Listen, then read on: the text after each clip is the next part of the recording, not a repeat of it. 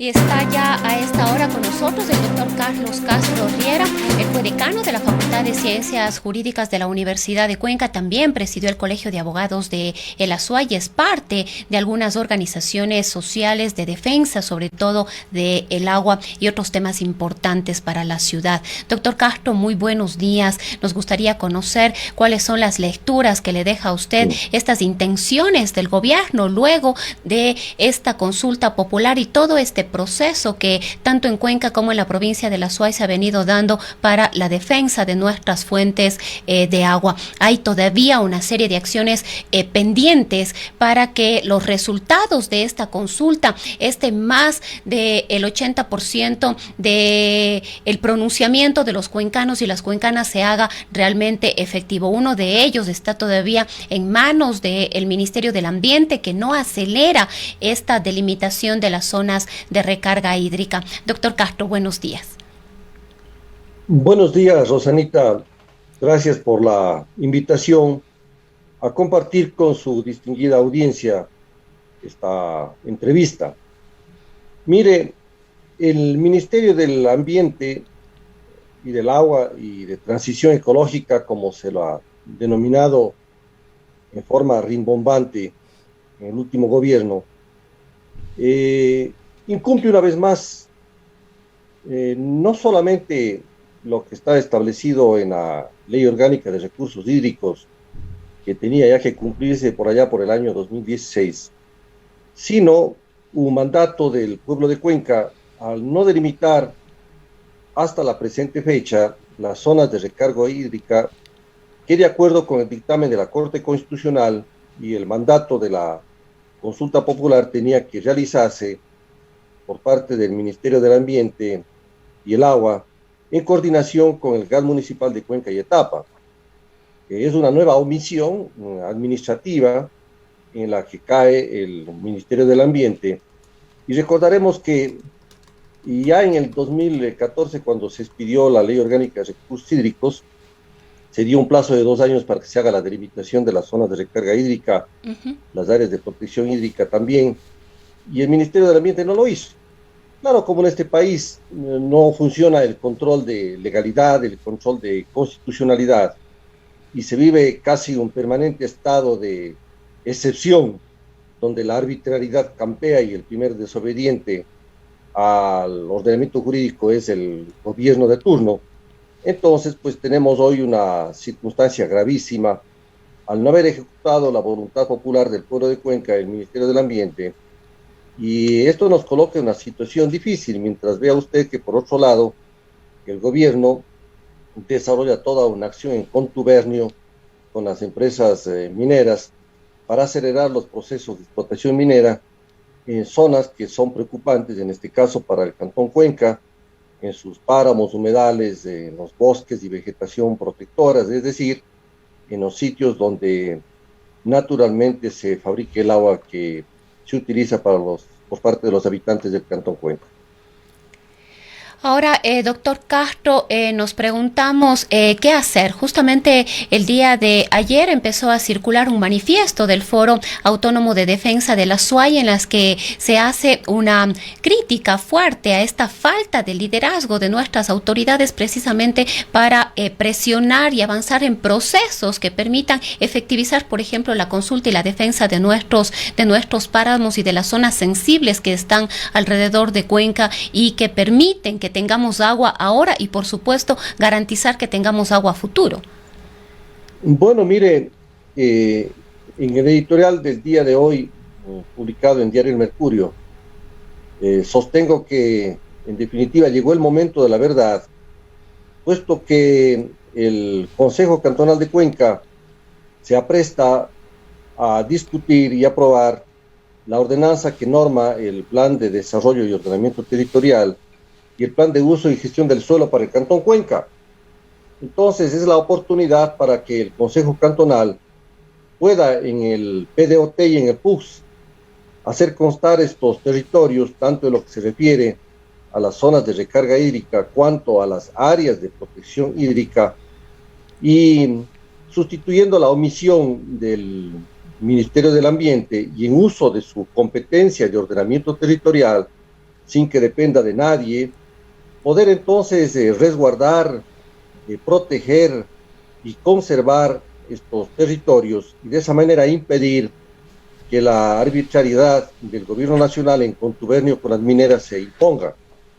Usted sabe, Rosana, y el público conoce, que la competencia de ordenamiento territorial, uso y gestión del suelo, así como el control del uso del suelo, es una competencia exclusiva conferida por la Constitución de la República en favor de los GATS municipales. Es decir, en esto no dependemos ni del gobierno central, ni del Ministerio del Ambiente, del Agua y Transición Ecológica, si no dependemos de nadie.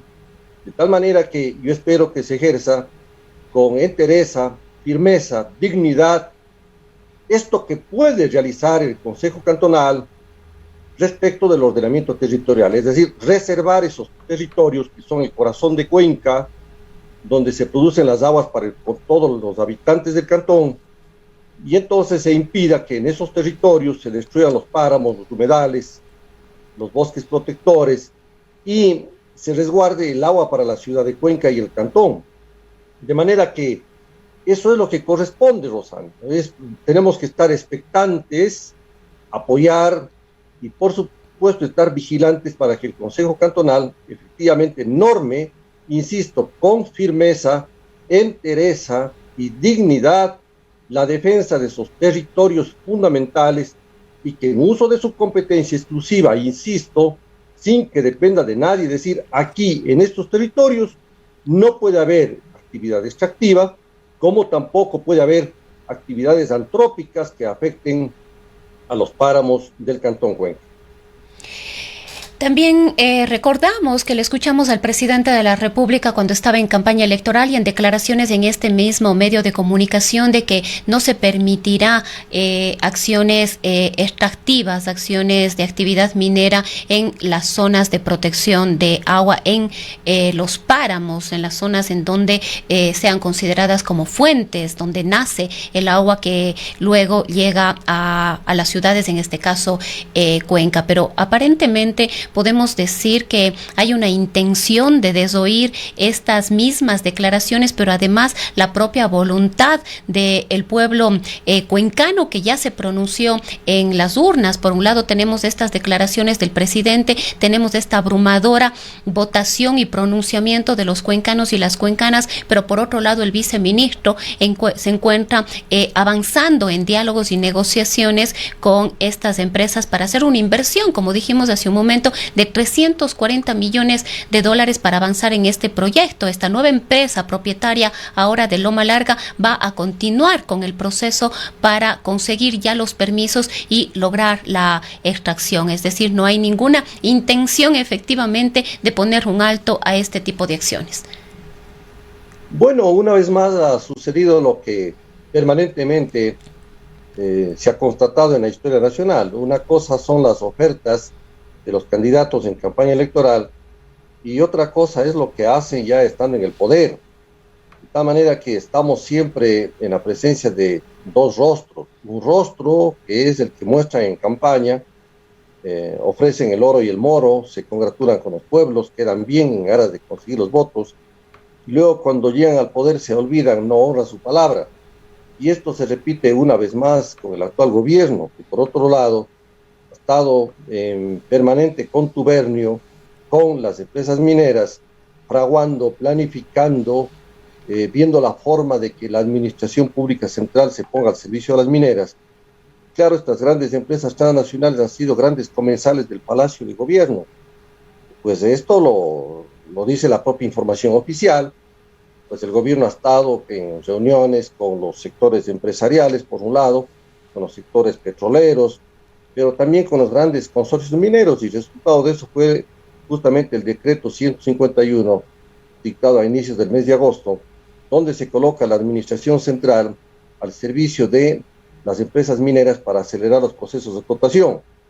Nada le sirve al gobierno el pronunciamiento de la consulta popular de Cuenca, se enfrenta abiertamente a la voluntad popular, y claro, ese terreno es el que ha escogido el gobierno y ese terreno es el que tenemos que enfrentar. Pero, insisto yo, allí justamente está la labor que tiene que desarrollar el alcalde de la ciudad, el consejo cantonal, también la prefecta provincial, el consejo provincial, la academia, todas las instituciones cuencanas en orden de cerrar filas, la unidad, la organización para defender los intereses de Cuenca. Hay que hacer uso de la autonomía política, administrativa que establece la Constitución en favor de los gobiernos autónomos descentralizados. Y claro, también aquí es un tema de que se tiene que hacer uso de esa autonomía política y en ejercicio de las competencias constitucionales, pues salir al paso de esta ofensiva del gobierno que, insisto, y respetando la voluntad de Cuenca, pretende establecer el proyecto Loma Larga, que coloca en grave riesgo justamente, y eso ya se ha demostrado por los propios datos de la empresa, las aguas que provienen de ese sector y que sirven a los sistemas de agua potable de Cuenca y a los sistemas de agua comunitario en el territorio del cantón. Entonces, frente a la voluntad arbitraria del gobierno y de desconocer la consulta popular, pues hay que salir al paso y enfrentar esta situación. El gobierno ha escogido ese camino, qué pena, qué lástima. Yo pensé que el gobierno del presidente Lasso iba a ser un gobierno respetuoso a la Constitución, porque más allá de la consulta popular, Rosanita, es un tema de Constitución. En la Constitución existen normas clarísimas que impiden la realización de la actividad minera. Y existiendo una voluntad popular no se diga, pero veo que esa no es la conducta del gobierno, y el gobierno ha optado por preferir los intereses patrimoniales de las mineras en vez de preferir el interés y la voluntad de los habitantes del Cantón Cuenca. En ese escenario estamos, de manera que es el gobierno que se ha colocado fuera de la consulta popular, se ha colocado fuera del ordenamiento jurídico, y corresponde a cuencanos y cuencanas asumir la defensa de la Constitución, asumir la defensa del ordenamiento jurídico, asumir la defensa de las normas ambientales y, por supuesto, salir por los fueros de nuestra dignidad y defender lo que es un patrimonio natural estratégico fundamental para los habitantes de Cuenca. Ahí no estamos jugando todo por el todo. Los sectores empresariales tienen que advertir que sin el agua las actividades económicas pues no tienen porvenir. Con una naturaleza estéril, las actividades productivas igual van a decaer. En esto no hay a veces conciencia, pero por ventaja veo que cada día más amplios sectores, incluyendo algunos sectores empresariales, toman conciencia y se unen a las voces de Cuenca. Vamos a ver la actuación, llegó el momento de la verdad. Vamos a ver la actuación del señor alcalde, de los concejales, de la prefecta, de los rectores de las universidades, de las diferentes instituciones públicas, de los medios de comunicación. Todos, Rosanita, nos colocamos ahí para ver cuál es nuestra actuación, ver si los cuencanos y cuencanas somos capaces y dignos de defender nuestro territorio, nuestros intereses, o sucumbimos ante la voluntad omnímoda y arbitraria del gobierno que, en contubernio con las mineras, quiere arrasar con nuestros páramos humedales, con lo mejor de los territorios del Cantón Cuenca. Doctor Castro, en honor al tiempo, avanzando en otros temas, también se está usted está planteando una alternativa para el Código Orgánico de Soberanía Alimentaria, que también es uno de los temas que estaría en estos días en debate. Bueno, resulta que de parte de varias organizaciones indígenas, campesinas, de los pueblos montubios, de los pueblos afrodescendientes, de varias organizaciones de base, comunas, comunidades, organizaciones nacionales de campesinos, ONGs, institutos de investigación, la Universidad Andina Simón Bolívar y otras entidades, resolvieron asumir la redacción del Código Orgánico de Soberanía Alimentaria, COSAL en sus siglas. En este proyecto ha coincidido el asambleísta Salvador Quispe y algunos otros asambleístas del bloque de Pachacuti y también de otras bancadas legislativas, para que en el país podamos contar con un verdadero Código de Soberanía Alimentaria, del cual estoy de coordinador en la redacción de ese instrumento jurídico fundamental. Claro, usted comprenderá, en la Asamblea Nacional hoy circulan dos proyectos de leyes agropecuarias, pero que todas ellas responden al sector más bien agroexportador, de los agronegocios, de los sectores agroindustriales, de sectores poderosos del campo, cuyo interés fundamentalmente son, a partir de los agronegocios, el desarrollo de la acumulación económica. Entonces, frente a ese hecho, como alternativa a esa política agraria basada fundamentalmente en intereses económicos particulares, se ha planteado un código orgánico de soberanía alimentaria que pueda resolver los temas de dar seguridad alimentaria en el país. Y claro, es un código muy grande donde se analizan las relaciones entre la producción agropecuaria, ya sea de origen agrícola, pecuario, acuícola, la pesca artesanal, toda la producción de alimentos, distribución, almacenamiento, consumo. Se analiza en relación también con precautelar los derechos del agua, los derechos de la salud, la educación, todo está absolutamente relacionado. Defender el tema de que no avance la frontera agrícola, defender las áreas naturales, los ecosistemas frágiles.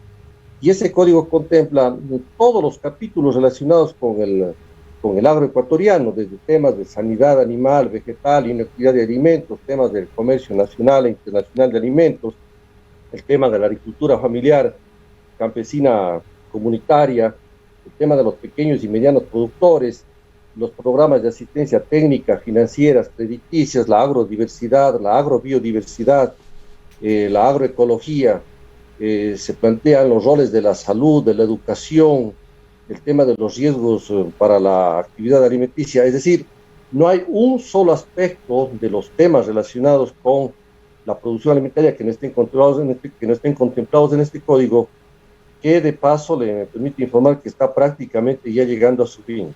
Esperemos que una vez que se puedan rematar con las normas generales, las disposiciones derogatorias y reformatorias, se puede enviar a la Asamblea Nacional para a fin de que se tramite.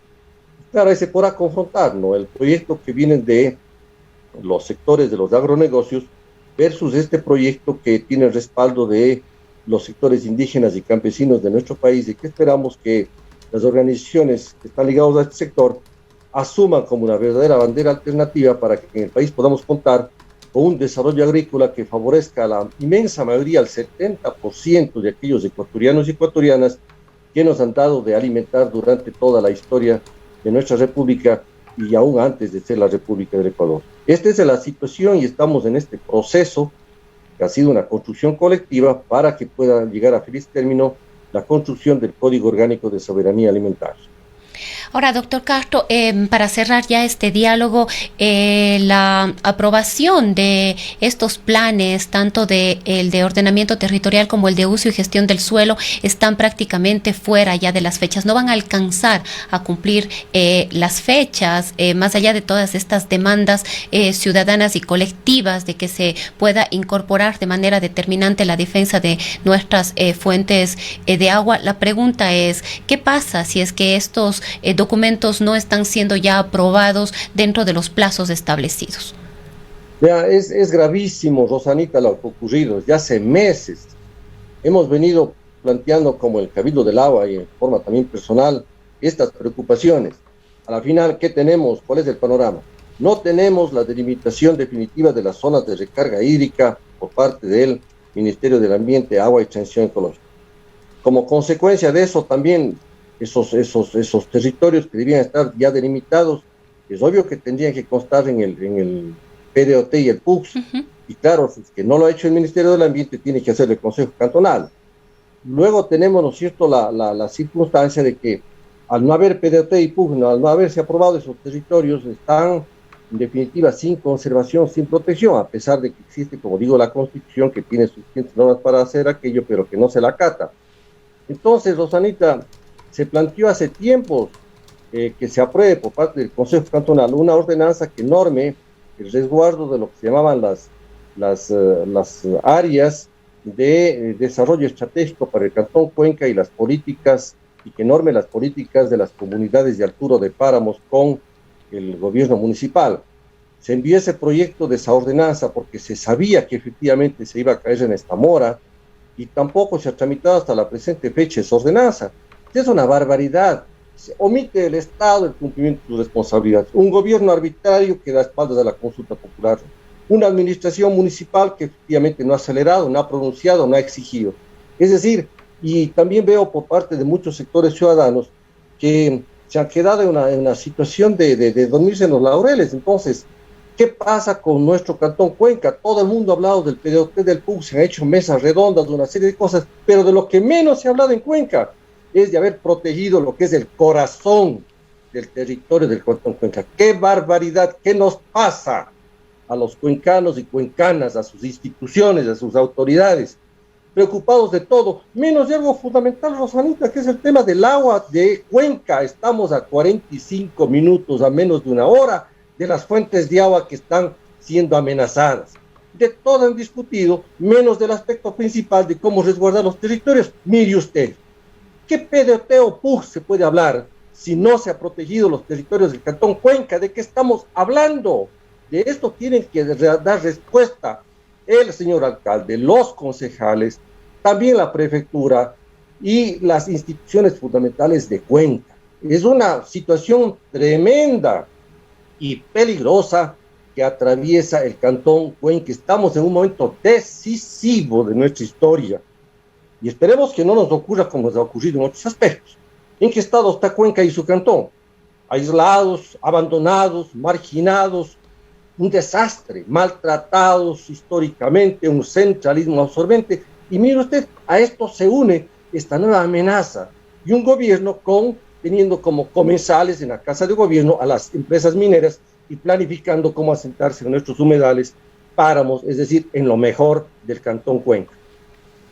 Bien, queremos agradecer al doctor Carlos Castro, con quien hemos podido dialogar de estos temas realmente vitales para Cuenca y la provincia de El Azuay.